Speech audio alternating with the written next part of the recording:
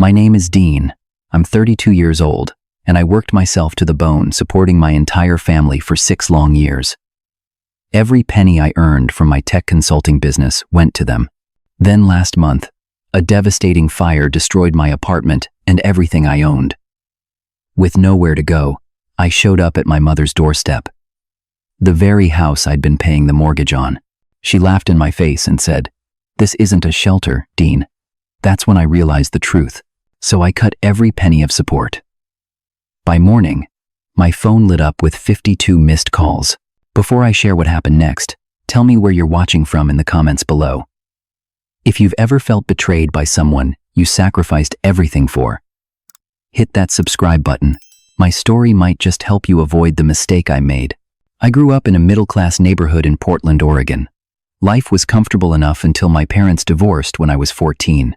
Mom and Dad had always fought about money, but the final breaking point came when Dad lost his job at the manufacturing plant and couldn't find steady work for 8 months.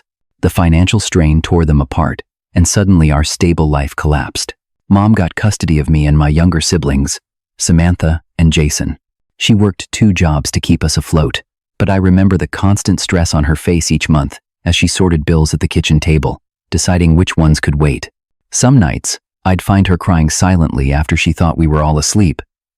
Those moments branded something deep inside me, a determination that I would never let money control my life that way. During high school, I worked every job I could find. Mowing lawns, stocking grocery shelves, delivering newspapers before dawn. Every dollar I earned went toward helping with household expenses and saving for college. I graduated with a perfect GPA and earned a partial scholarship to Oregon State, but it wasn't enough to cover everything. College was a blur of classes and work. I juggled 3 part-time jobs while maintaining my grades in computer science. I lived on ramen noodles and energy drinks, sharing a cramped apartment with 3 other guys to save on rent. While other students partied on weekends, I was coding freelance projects until my eyes burned. Those years taught me discipline and sacrifice. After graduation, I landed a decent entry-level position at a tech firm, but I had bigger dreams. I lived like I was still a broke student, saving every possible penny. By 26, I had enough saved to quit my job and launch my own tech consulting business. The timing was perfect, as companies were desperately seeking affordable cloud migration services. My business grew rapidly, and within 2 years, I had 5 employees and an impressive client list. Just as my financial situation was finally stable, my father suffered a massive heart attack. He had basic health insurance, but it didn't cover the specialized treatment he needed. The doctors said he might not survive without it. My mother called me in tears, explaining that Dad faced either crushing medical debt or inadequate care. Without hesitation, I told her I would cover everything. The relief in her voice made any sacrifice worthwhile. Dad survived, but required ongoing care and rehabilitation. The bills were astronomical, but I paid them all.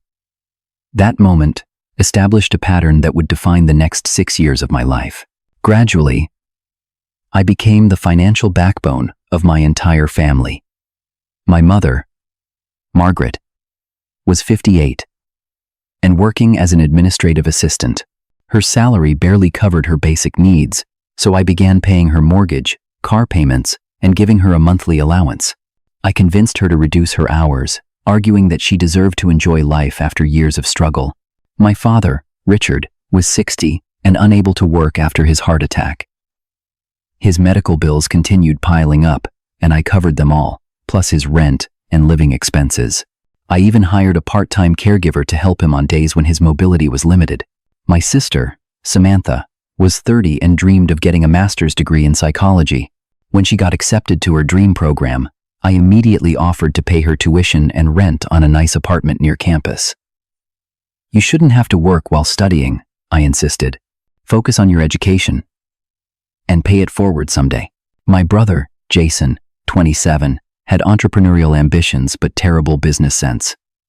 I invested in 3 of his failed ventures, from a food truck to a clothing brand to a smartphone app. Each time, he promised it would be different, and each time, I lost every dollar. When his credit card debt reached crushing levels, I paid that off too. Even my grandmother, Eleanor, 78, became my responsibility when her nursing home costs exceeded her retirement benefits. I supplemented her care, paid for extra services, and covered her medications that Medicare didn't. Looking back, I can see the warning signs of entitlement developing, but at the time, I was blind to them. Mom began requesting luxury items beyond her needs, like designer furniture and a kitchen renovation. Samantha expected weekend trips to visit her, complete with expensive dinners and shopping sprees. Jason treated my bank account as an extension of his own, borrowing money that we both knew would never be repaid. I remember clearly when Mom called about a cruise she wanted to take with her church friends. The cost was substantial, but she presented it as something she deserved. "I've had such a hard life, Dean. Don't you think I should enjoy my golden years?" That same month, Samantha needed a new laptop, and Jason needed bail money after a DUI. I said yes to everything. My rationale was simple. Family takes care of family. I had the means. So why wouldn't I help? Each time I transferred money or wrote a check, I felt a momentary glow of satisfaction, like I was finally able to provide the security my family had lacked during my childhood. What I couldn't see was how this dynamic was changing all of us, slowly warping our relationships into transactions rather than emotional connections. Each request became more entitled, each thank you more perfunctory. But I kept paying, convinced I was doing the right thing. My daily routine revolved around growing my business while managing my family's needs. I'd wake at 5 each morning, hit the gym to clear my head, then arrive at my office by 7. My company had expanded to 15 employees, specializing in cybersecurity and cloud infrastructure for healthcare clients. Between client meetings and team management, I'd field calls from family members. Mom needed her car serviced. Dad had a new medication not covered by insurance. Samantha's rent was due early this month. Jason needed startup capital for yet another doomed business idea. Each request came with its own urgency, and I juggled them, all alongside my professional responsibilities. Despite my financial success, I lived modestly in a modern but reasonably priced 2-bedroom apartment in downtown Portland. The location was perfect for work, and the second bedroom served as my home office. I drove a practical 4-year-old Audi, bought certified pre-owned. My biggest personal expenses were my extensive book collection and high-end coffee equipment, small luxuries that made long work hours more bearable. Every Sunday, I hosted family dinner at my apartment. I would spend the morning cleaning, then hours preparing elaborate meals, trying out new recipes I'd learned from cooking videos. My kitchen would fill with the aromas of roasting meats, simmering sauces, and freshly baked desserts. These dinners cost me a small fortune and an entire day of my limited free time. But I treasured having everyone together. For Mom's 58th birthday, I rented out her favorite waterfront restaurant, the River Pearl. I flew in her sister from Minnesota, hired a professional photographer, and gifted her a diamond pendant that cost more than my monthly rent. The evening ended with her tearfully telling everyone what a wonderful son I was. That moment felt worth every penny. When Samantha graduated with her master's degree, I surprised her with a new Subaru Outback, navy blue with all the premium features, wrapped in an enormous bow. The look of shock on her face as I handed her the keys in front of her classmates and professors made my heart swell. "Now you can drive to job interviews in style," I told her. She hugged me tightly and whispered, "You're the best brother ever." Jason's third business failure hit him hard. His app development company burned through $200,000 of my investment before collapsing due to poor management and a non-existent business plan. I found him drunk and despondent in his apartment, surrounded by eviction notices and threatening letters from creditors. Without hesitation, I wrote checks to clear his debts and signed a lease on a new apartment for him. "Everyone fails, sometimes," I assured him. "This doesn't define you." Dad's health had improved significantly thanks to the treatments I funded, but he remained financially dependent. When he mentioned wanting to take a fishing trip to Alaska, a lifetime dream of his, I immediately arranged everything, from flights to guided expeditions to appropriate gear. The photos he sent of himself holding a massive salmon, grinning like a child, became my phone wallpaper. Beneath the satisfaction of providing for my family, exhaustion was building. I canceled a trip to Japan. I'd been planning for years because grandmother needed a specialized wheelchair insurance wouldn't cover. I turned down speaking opportunities at industry conferences because they conflicted with family obligations. My social life dwindled to occasional drinks with colleagues and weekly calls with college friends I rarely saw in person. Then, Rachel entered my life. We met at a client's charity gala, where she worked in marketing. Smart, insightful, and refreshingly direct. She fascinated me from our first conversation. After 3 dates, she began noticing patterns I'd been blind to for years. "You've checked your phone 15 times during dinner," she pointed out during our 4th date. "And most of those texts seem to be family members asking for things." I defended my family reflexively. "They need me. I'm in a position to help, so why wouldn't I?" Rachel's response was gentle, but firm. "There's a difference between helping and enabling, Dean. From what you've told me, it sounds like they've come to expect your money rather than appreciate it." I bristled at her assessment. "You don't understand our history. They struggled for years while I was growing up. I'm just balancing the scales." "But at what cost to you?" she asked. "When was the last time you did something just for yourself?" I couldn't answer that question, which troubled me more than I wanted to admit. The last family gathering before the fire was tense in ways I hadn't experienced before. Rachel attended at my invitation, and her presence seemed to change the dynamic. My family was polite but distant with her, and I noticed how conversation repeatedly turned to financial matters. Dad mentioned needing a new television. Samantha complained about her apartment's rising rent. Jason hinted about a new business idea involving cryptocurrency. Rachel remained pleasant but watchful. And later that night, she asked questions that made me uncomfortable. "Do they ever ask about your well-being? Or just your wallet? Has your sister offered to start paying her own rent now that she has her degree? Does your brother have an actual business plan this time?" I defended them again, but with less conviction. Later that week, while writing yet another check for Jason's latest venture, I felt a momentary hesitation, a small voice wondering if Rachel might be right. I pushed the thought away and signed the check, but the seed of doubt had been planted. I couldn't have known then how soon that seed would grow, forced by fire and betrayal into a painful clarity I couldn't ignore. The night of the fire began like any other. It was a Tuesday in late October, and I was working late in my home office, finalizing a major proposal for a healthcare client. Outside my windows, rain pelted against the glass, and occasional thunder rumbled in the distance. I remember feeling grateful for my comfortable apartment as I sipped hot coffee and typed away, completely unaware that my life was about to change dramatically. Around midnight, I decided to get some sleep before my early morning meeting. I shut down my laptop, brushed my teeth, and fell into bed, exhausted from a long day. The next thing I remember is being jolted awake by a blaring alarm and the acrid smell of smoke filling my bedroom. Disoriented and coughing, I stumbled out of bed. The smoke was already thick, making it difficult to see or breathe. I dropped to my hands and knees, remembering old fire safety lessons. The heat was intense, and I could hear crackling sounds from the direction of the living room. Later, fire investigators would determine that an electrical fault in the apartment below mine had sparked the blaze, which spread rapidly through the building's ventilation system. In those terrifying moments, survival instinct took over. I grabbed my phone from the nightstand, snatched my wallet and laptop from my desk, and crawled toward the door. When I touched the doorknob, it was warm but not hot. I opened it carefully, peering into the hallway. The smoke was even thicker there, but I could see the emergency exit at the end of the corridor, illuminated by red lights.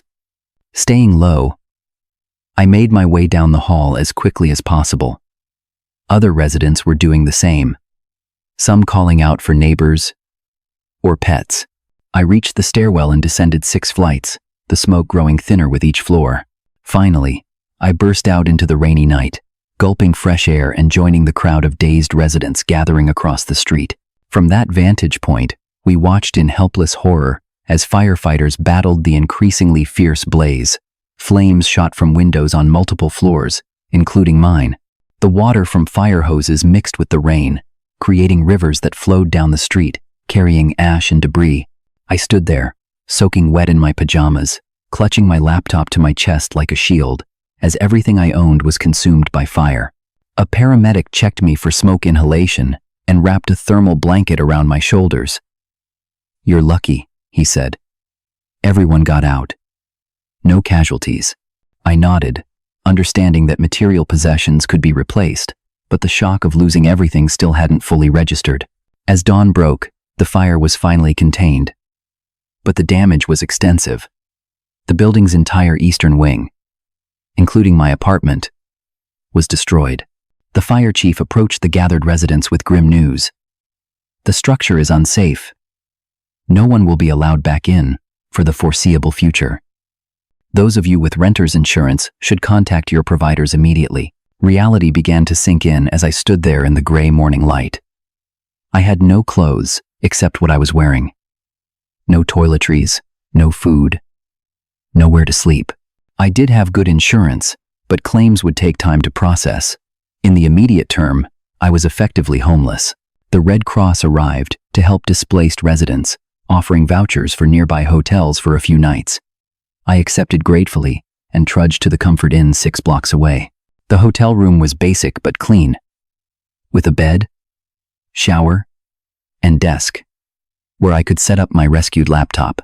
After a hot shower, I sat on the edge of the bed, staring at my phone, contemplating who to call. My insurance company was first. The agent was sympathetic, but realistic. "We'll expedite your claim, Mr. Richardson, but it will still take at least 2 weeks for the initial assessment and emergency funds." These large building fires involve multiple claims and municipal investigations. Next, I called my office manager to explain the situation and reschedule my meetings. She was horrified and immediately offered her spare room, but she lived in Vancouver, Washington, an hour commute from our office in Portland traffic. I thanked her but declined, assuring her I'd figure something out. Then I began calling family members. Their responses seemed concerned at first, but quickly revealed their true nature. Mom answered on the third ring, her voice sleepy. "Dean? It's 7 in the morning. Is everything okay?" I explained about the fire, my voice breaking slightly as the emotional weight began to hit me. Her gasp sounded genuinely distressed. "Oh my God, that's terrible. Are you hurt?"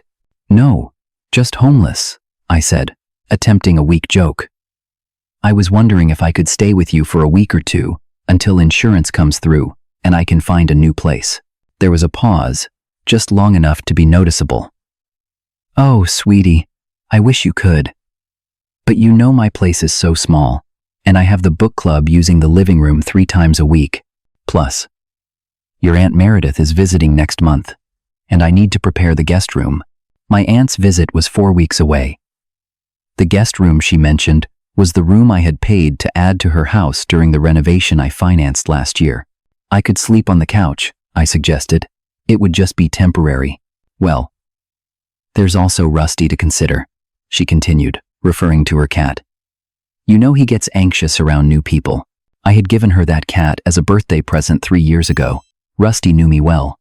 "I understand," I said, though I didn't. "I'll figure something out." Next, I called Samantha. She lived in a 2-bedroom apartment I was still paying for, originally intended to give her space for a home office while she completed her studies. She had graduated 6 months ago, but continued to let me cover her rent. "A fire? That's insane," she exclaimed when I explained. "But stay with me? This week is really crazy at work, Dean. I have presentations and clients coming by for meetings. Plus, Charlotte is staying over a lot lately. Charlotte was her new girlfriend. My place is a mess, and there's barely room for my own stuff." I swallowed my disappointment. "No problem. I just thought, since your 2nd bedroom is just being used for storage." "It's not just storage," she interrupted. "It's my meditation space now. Part of my self-care routine. My therapist says boundaries are important, even with family." I wondered what her therapist would say about letting her brother remain homeless while she enjoyed the apartment he paid for. My brother Jason was next. He lived in the apartment I had secured for him after his last eviction. A spacious one-bedroom in a nice neighborhood. "Bro, that's rough," he said when I told him what happened. "But Kylie just moved in with me last week. We're still figuring out our space situation.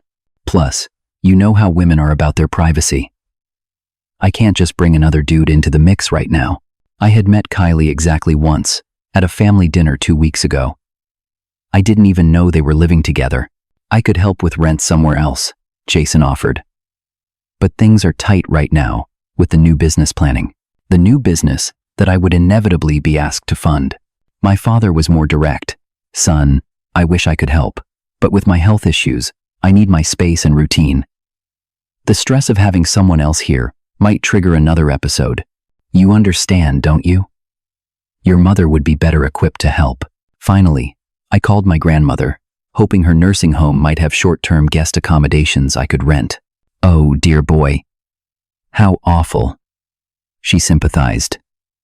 "Have you asked your mother? Or siblings?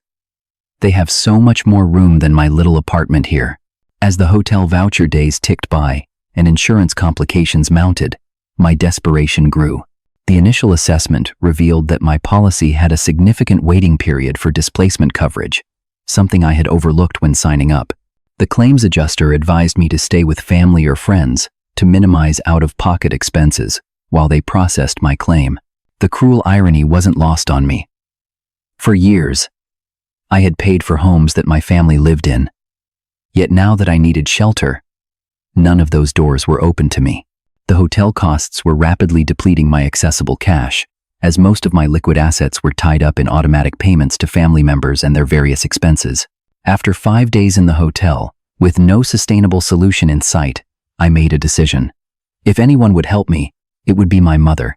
Despite her initial refusal, I believed that seeing me in person, understanding the reality of my situation, would awaken her maternal instinct. She couldn't possibly turn away her son, who had given her so much. I was sure of it. I was wrong. The rain was falling steadily as I drove to my mother's house on Sunday afternoon. The same house where I had grown up. The house I had saved from foreclosure when Mom fell behind on payments 3 years ago. The same house whose mortgage I still paid each month, along with property taxes and insurance. I had called ahead, simply saying I needed to talk to her in person. She had sounded distracted, mentioning she was preparing for her bridge club later that evening. As I pulled into the driveway, I noticed the new landscaping I had paid for last spring. The flowering bushes now dormant in the autumn chill. I grabbed my small bag, containing the few items I had purchased to replace necessities lost in the fire, along with my laptop. The hotel had given me a late checkout, but I had nowhere to go after this conversation. Everything hinged on my mother's response. She opened the door wearing an expensive sweater I had bought her for Christmas, pearl earrings I had given her for her birthday. Her hair was freshly colored and styled, another expense I covered monthly. "Dean," she said, her smile fading as she took in my appearance. I knew I looked rough. 6 days of stress and inadequate sleep had left dark circles under my eyes. My replacement clothes were functional but bargain-priced, nothing like my usual business attire. "Hi, Mom," I said, shifting uncomfortably on the porch as rain dripped from my jacket. "Can I come in?" She hesitated, glancing behind her into the house. "I'm a bit busy preparing for bridge club." "Is everything okay?" "You look terrible." "Not really," I admitted. "That's what I came to talk about. The fire situation is worse than I thought. Insurance is delayed, and the hotel vouchers have run out. I literally have nowhere to go." She didn't step aside to let me in. Instead, she crossed her arms, leaning against the doorframe. "What about Rachel? Can't you stay with her? We've only been dating a few months, Mom." "It's too soon for that," she offered. "But it would put our relationship in a strange place." My mother's eyes narrowed slightly. "So, you'd rather impose on your mother than your girlfriend?" "Dean, you're 32 years old." The word impose hit me like a slap. After all I had done, all I had given, she saw my need for temporary shelter as an imposition. "Mom, I'm not asking to move in permanently. Just a couple of weeks until insurance comes through. I can sleep on the couch, or even the floor. I'll be out of your way. I promise.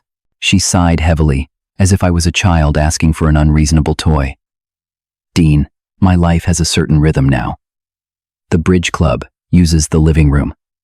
The guest room is being prepared for Meredith.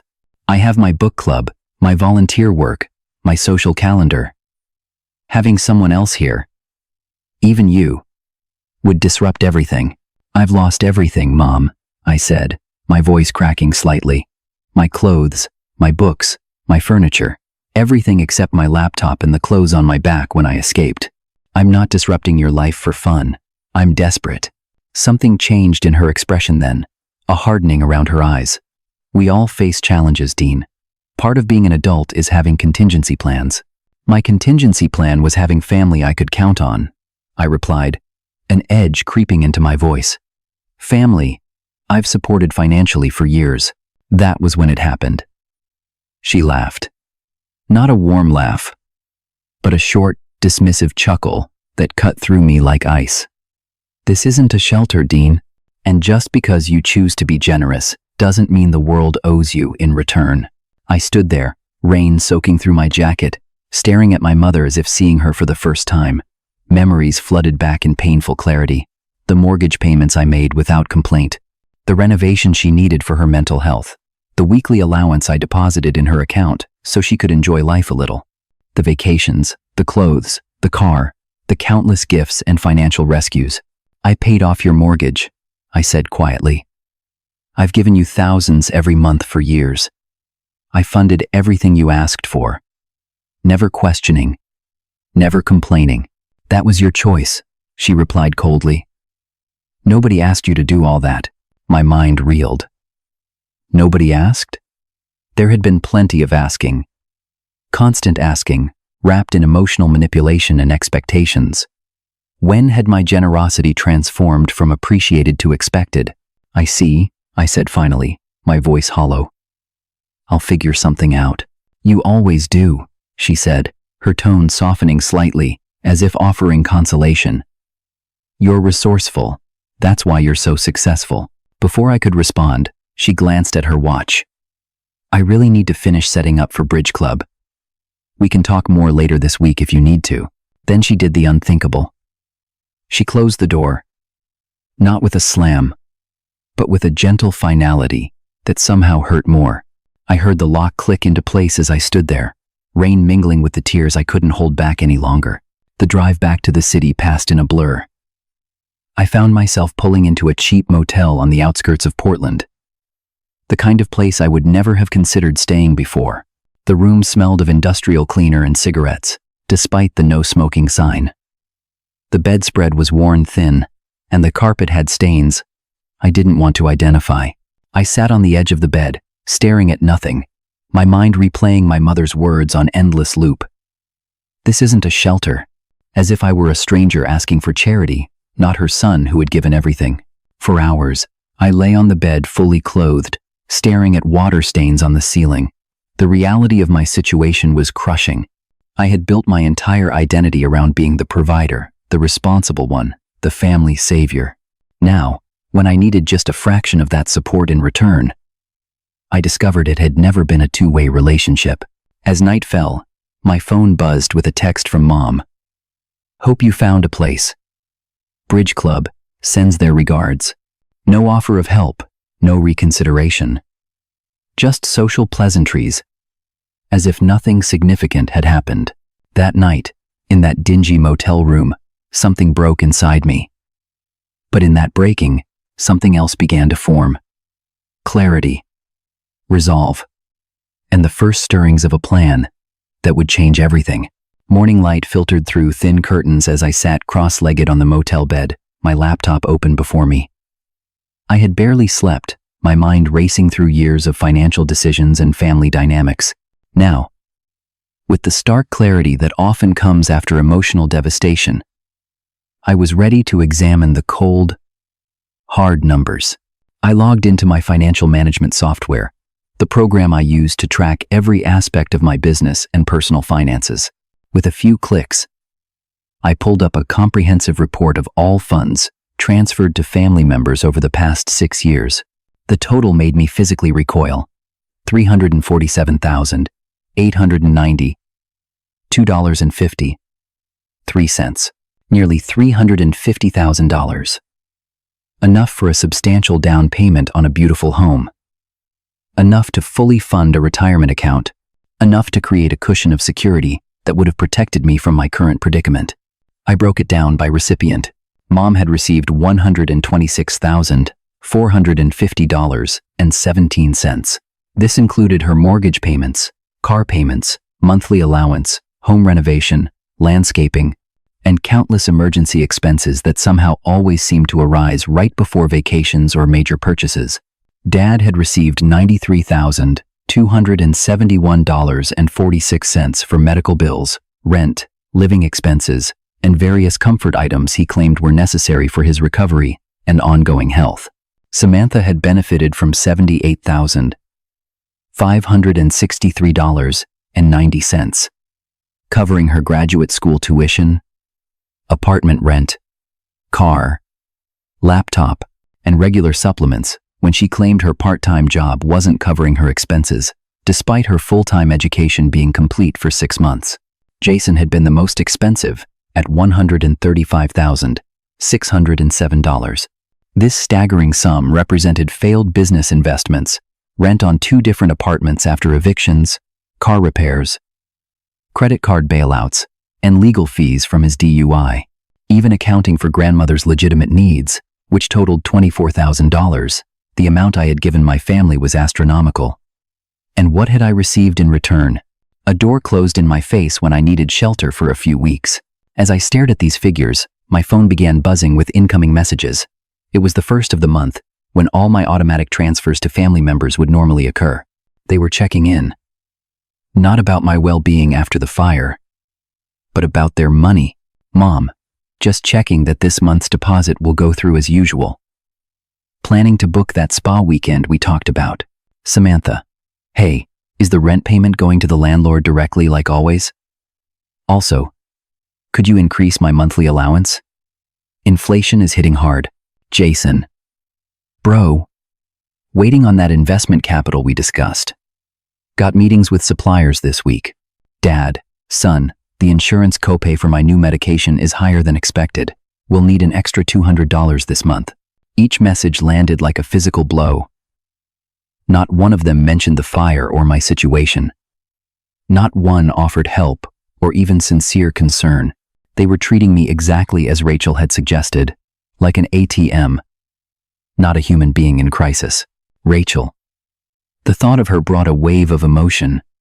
She had texted me multiple times since the fire, offering her spare room, home-cooked meals, anything I needed. I had declined, not wanting to rush our new relationship, but her genuine concern stood in stark contrast to my family's behavior. I called her, my voice rough from lack of sleep. Dean, are you okay? Where are you staying? Her concern was immediate and real. I'm at the Pinewood Motel on 82nd, I admitted. It's not great, but it's a roof. That's ridiculous. Come stay with me, at least for a few days while you figure things out. I went to my mother's yesterday, I said, ignoring her offer for the moment. She turned me away, closed the door in my face. The silence on the other end spoke volumes. Then, gently, I'm so sorry, Dean. But I can't say I'm entirely surprised based on what you've told me about them. $350,000, I said abruptly. That's how much I've given them over 6 years. And I can't get a couch to sleep on for 2 weeks. Oh, Dean. Her voice was soft with understanding. You were right, I continued. This whole time, you were right about them. I wish I hadn't been, she replied. Listen, I'm coming to get you. Pack your things. You're not staying in some sketchy motel. When I have a perfectly good guest room. This time, I didn't refuse. An hour later, I was settling into Rachel's spare room, clean and comfortable with windows, overlooking a small garden. She worked from home that day, giving me space but checking in periodically with food and coffee. By afternoon, my mind was clear enough to form a plan. Sitting at Rachel's dining table, I made a list of every financial connection between myself and my family members. 1. Automatic monthly transfers to personal accounts. 2. Direct bill payments, mortgage, rent, utilities, medical. 3. Credit cards with family members as authorized users. 4. Subscriptions and services I funded, streaming, meal delivery, housekeeping. 5. Insurance policies I paid for. 6. Recurring donations to organizations on their behalf. One by one, I began systematically severing these connections. I logged into my bank account and canceled all automatic transfers. The satisfaction I felt watching each cancellation confirm was both liberating and painful. These transfers had been part of my routine for so long, removing them felt like cutting away a piece of myself. But it was a diseased piece, I realized, one that had been draining me for years. Next, I contacted each billing service and removed my payment information. Mom's mortgage company, Dad's landlord, Samantha's property management company, Jason's various creditors. With each call, I explained simply, I will no longer be responsible for these payments. The credit card company was next. I requested immediate removal of all authorized users and ordered replacement cards with new numbers to be sent to my business address. The customer service representative didn't bat an eye. They probably dealt with financial separations like this daily. Subscription services were simple to change online. Netflix, Hulu, DoorDash, Amazon Prime, all the little conveniences I had provided. Without a second thought, click, click, click, and they were gone from my responsibilities. Insurance policies took longer, requiring verification and documentation. But by late afternoon, I had removed myself as the payment source for everything except grandmother's medical supplements, which I decided to continue for ethical reasons. Throughout this process, Rachel worked quietly in her home office, occasionally bringing me tea or snacks, offering silent support without judgment. Once, when I hesitated over canceling my mother's housekeeping service, she simply said, "She managed before you started paying, and she'll manage again." The final step was the hardest. Composing a message to send to all of them. I drafted and deleted a dozen versions, ranging from lengthy explanations to angry tirades. In the end, simplicity felt most powerful, effective immediately. I am ending all financial support. The recent fire forced me to reevaluate my priorities and relationships. I'm sure you'll understand, as you all made it clear that family obligations have limits when I needed shelter. All automatic payments, bill payments, and shared accounts have been terminated. Please make appropriate arrangements for your financial needs going forward. Dean. My finger hovered over the send button for a full minute. 6 years of sacrifice, of putting their needs before my own, of believing I was building something meaningful, all ending with a text message. I pressed send. The responses were immediate and predictable. Shock, outrage, disbelief. Calls that I didn't answer. Voicemails I didn't listen to. Text messages growing increasingly desperate as the reality of the situation dawned on them. That night, Rachel and I ordered takeout and ate in her living room, talking about everything except my family. For the first time in years, I felt a weight lifting, a space opening up where obligation had previously consumed everything. "What will you do now?" Rachel asked eventually. I considered the question carefully. Rebuild. But this time, on my terms, with boundaries. She nodded, understanding. The fire destroyed your possessions, but it also burned away illusions. Expensive lesson, I said with a rueful smile. Worth every penny, she replied, raising her glass in a toast. I clinked my glass against hers, feeling the first genuine smile in days spreading across my face. To expensive lessons, and to freedom, I added silently. A freedom I hadn't even realized I was missing. The morning after I cut financial ties with my family, I woke to a barrage of confused and increasingly panicked messages. Each family member had initially assumed there was some banking error or technical glitch responsible for their missing funds.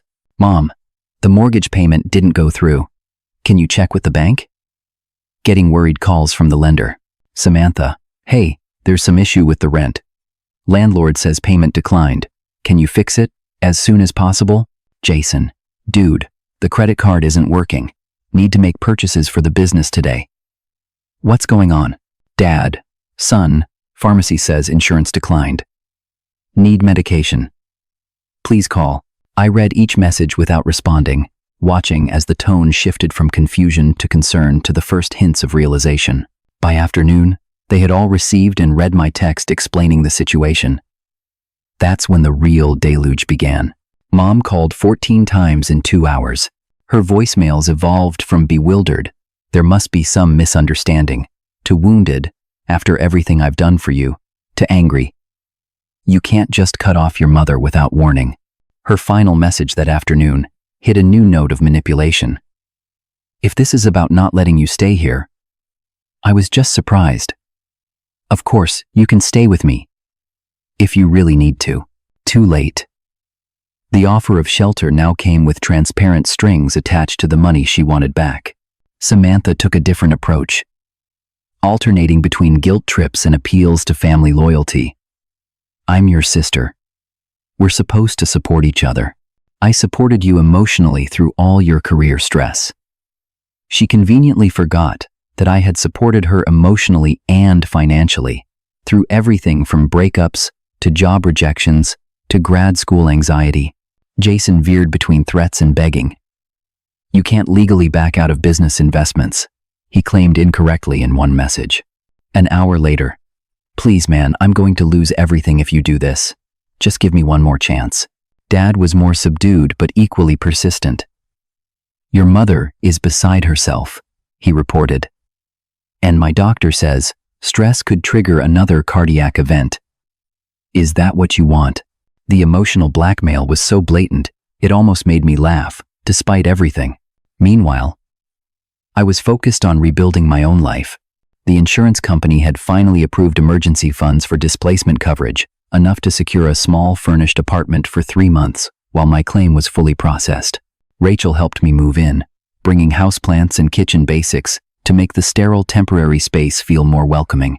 My business had thankfully been unaffected by the personal disaster. If anything, work became a sanctuary, a place where relationships were clear and transactional in a healthy way. My team had been supportive, clients understanding about rescheduled meetings, and projects continued to progress smoothly. I met with a financial advisor to reassess my situation.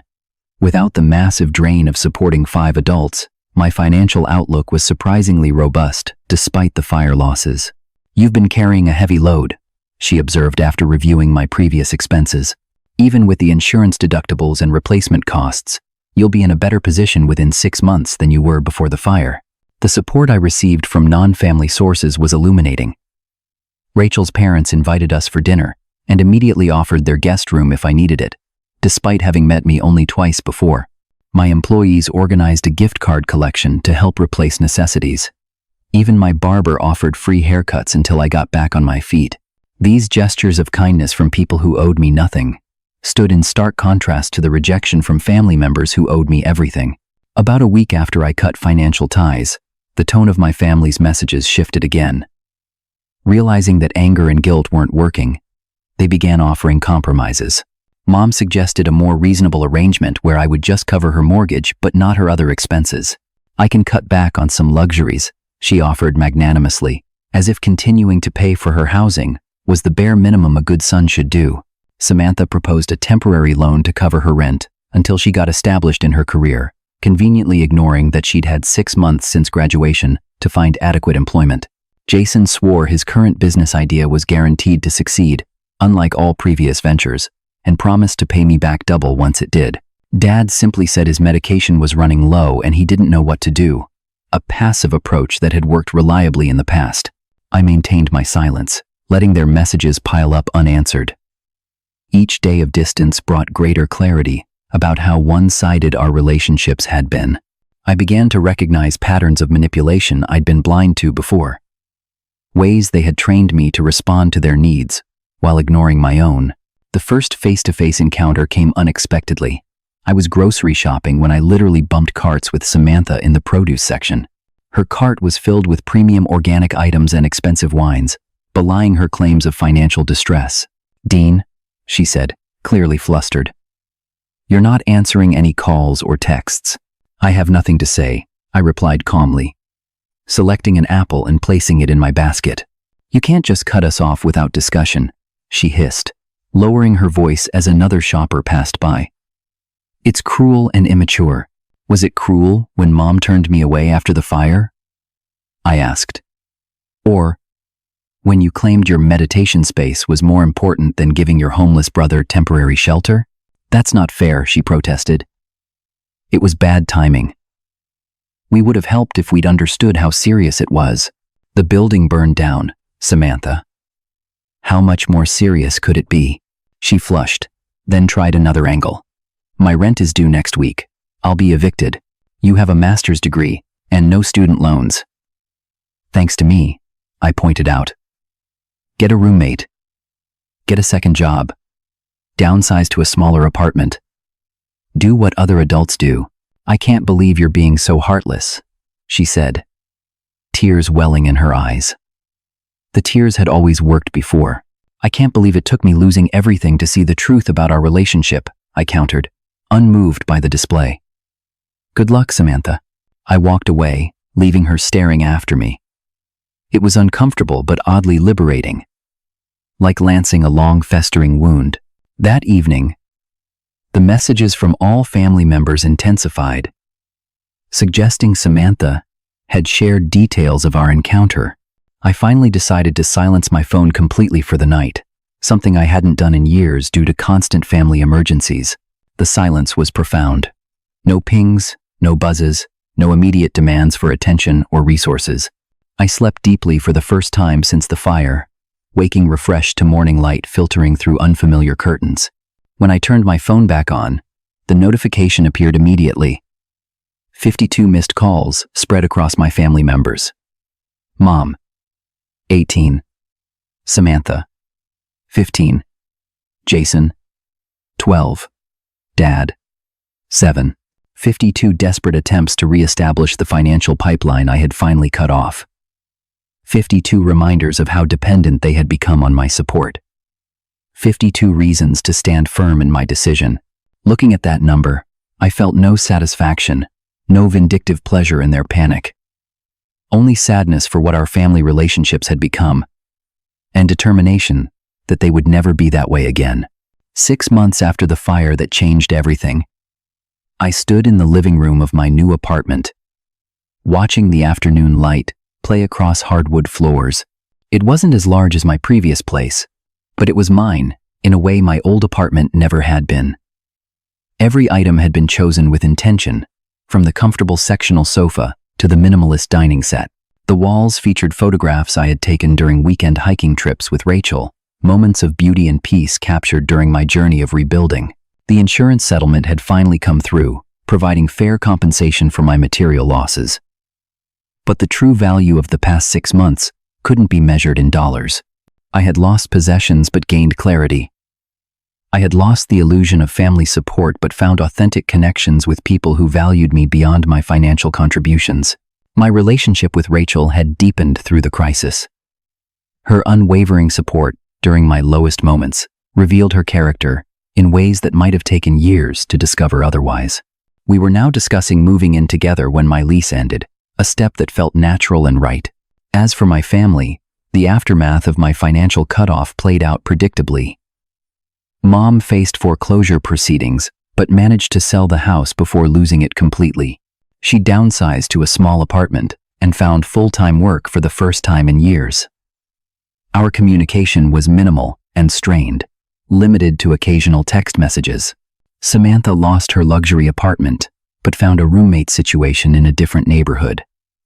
She finally secured employment in her field, though she complained constantly about the entry-level salary. She still believed I would eventually resume financial support, dropping hints about her temporary hardship whenever we interacted. Jason's latest business venture collapsed without my investment. He moved in with a friend and found work at a retail store, an experience he described as humiliating during his one attempt to call me. When I suggested that honest work was nothing to be ashamed of, he hung up and hadn't reached out since. Dad had perhaps the most difficult adjustment. His medical needs were real, even if his helplessness was somewhat exaggerated. I eventually agreed to help navigate resources he qualified for through Medicare and assistance programs, offering knowledge rather than money. Our relationship remained tense, but was slowly evolving into something more balanced. The only family member who truly understood my decision was my grandmother.